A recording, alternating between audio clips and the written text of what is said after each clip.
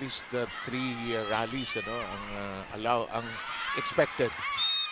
And there are also some adjustments to the rules. Just a good spreader of the wealth. In the meantime, this cut shot, tracked down, kept in play. Tough angle. Hirap ang defense. Kept alive. Cayuna goes the other direction. Uy, first long rally. And that will be scored upon by Tubo. Myla Pablo yung isa and get a setter against Ces Molina. Almost the same body type, skill level. In the meantime, here's the attack from the other wing. Picked up downstairs. Whoa! The end cleanly. Butas na butas. Watch this. Seeing more It's Camillian. Si Myla, Mylene pa. Mahaba na rin ang pangalan. It's married also. Romero up front, the shorter blockers. So even if you get checked the first time, you can try again on the second to get it out of bounds. Let's see if she makes that adjustment. It's now hit long. This is whipped in. And Farm Fresh getting away with everything they want to do so far. Just finding all the right spots on the floor of the Chameleons. That's Tobino. Lean down the line, hit nobody home. But you can't go all power. You have to be able to get the right targets first. Ayan, no? Kahit hindi ganun kalakas. Oo. Basta nasa tamang spot. Basang-basa siya di ba? Romero's, oh, what a set to the other side. Ces Molina going all guns here. In the meantime, the set by Cayuna. It is in play. One-handed set.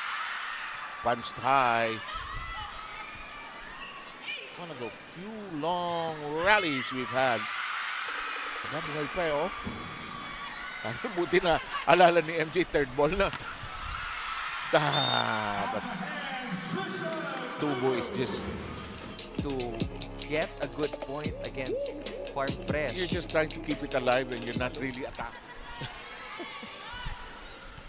Tina must be saying, wow, my clone. In the meantime, Saan siya pupunta at kailan yung tamang time para pumunta dun sa attack. Negros Occidental.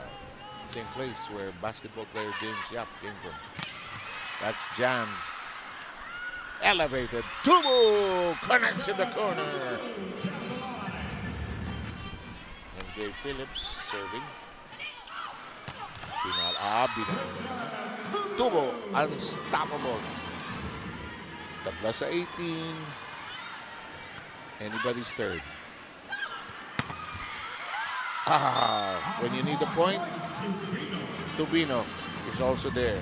But other than that, we're here with the player of the game from the Farm Fresh Foxy, Louie Romero. Louie, what a great match. Great sets. 14 excellent sets. Now, ano yung nakita mong aspect ng laro nyo kanina na nagdala sa inyo ng 3-0 sweep? Siguro binilisan lang talaga namin yung game and right preparation talaga kasi ayun nga, given na kulang kami sa preparation nung una, yung mga ates nasa alas and then may SGA. So ngayon lang talaga nag-gel yung team kaya ginawa namin yung best namin. At Jelly, kamusta naman ang paglalaro sa ganto kaingay na crowd sa Lanao del Norte? Sobrang happy kami, sobrang sarap maglaro sa Lanao dahil alam namin na maraming nagmamahal sa amin dito.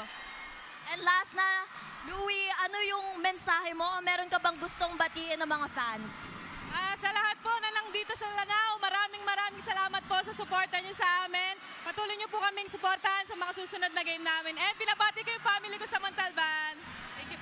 Thank you, Louie. And now with that, that was a 3-0 sweep from the Farm Fresh Foxy. And we'll be back with our panel. 7 Neil.